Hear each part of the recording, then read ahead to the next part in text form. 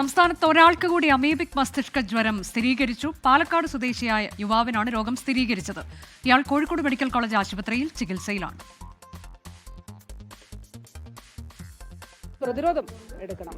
മലിനമായിട്ടുള്ള കെട്ടിക്കിടക്കുന്ന ജലാശയങ്ങൾ, അതോടൊപ്പം തന്നെ പായൽ പിടിച്ച ജലാശയങ്ങൾ, കന്നുകാലികളെ കുളിപ്പിക്കുന്ന ജലാശയങ്ങൾ, പാറക്കുളങ്ങൾ, ഇവിടങ്ങളിൽ നമ്മൾ നീന്തുകയോ അവിടെ ഈ മുഖം കഴുകുകയോ കുളിക്കുകയോ ചെയ്യാൻ പാടില്ല. കിണറുകൾ ശാസ്ത്രീയമായി ക്ലോറിനേറ്റ് ചെയ്യണം. സ്വിമ്മിംഗ് പൂളുകളും അതുപോലെ വാട്ടർ തീം പാർക്കുകളിലെ പൂളുകളും കൃത്യമായി തന്നെ ക്ലോറിനേറ്റ് ചെയ്യുകയും റെക്കോർഡ് കീപ്പ് ചെയ്യുകയും ചെയ്യണം. കൃത്യമായി രജിസ്റ്ററിൽ ഉണ്ടാകണം എന്ന് ക്ലോറിനേറ്റ് ചെയ്തു എന്നൊക്കെയുള്ളത്. നിഖിൽ പ്രമേശ് വിശദാംശങ്ങളുമായി. നിഖിൽ, ഇപ്പോൾ വിവിധ ഇടങ്ങളിൽ അമീബിക് മസ്തിഷ്ക ജ്വരമുണ്ട്, രോഗബാധ സ്ഥിരീകരിക്കുന്നുണ്ട് എന്നതിന്റെ വാർത്തയാണ്. അപ്പോൾ ജാഗ്രത വേണമെന്നതാണ് മന്ത്രി പറഞ്ഞത്. ഏറ്റവും ഒടുവിലായി സ്ഥിരീകരിച്ചിരിക്കുന്നത് അതെങ്ങനെയാണ്, അതിന്റെ വിശദാംശങ്ങൾ?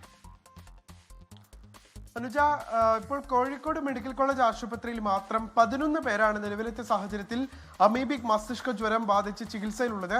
ഏറ്റവും ഒടുവിൽ ഇപ്പോൾ പാലക്കാട് പട്ടാമ്പി സ്വദേശിയായിട്ടുള്ള 27-കാരനാണ് രോഗം സ്ഥിരീകരിക്കുന്ന സാഹചര്യം ഉണ്ടായത്. രോഗലക്ഷണങ്ങളോടെ പാലക്കാട് സ്വകാര്യ ആശുപത്രിയിൽ ഇയാൾ ചികിത്സയിൽ തുടരുകയായിരുന്നു. ഇതിനിടയിലാണ് ഒരാൾക്ക് കൂടി അമീബിക് മസ്തിഷ്ക ജ്വരം സ്ഥിരീകരിച്ചിരിക്കുന്നു.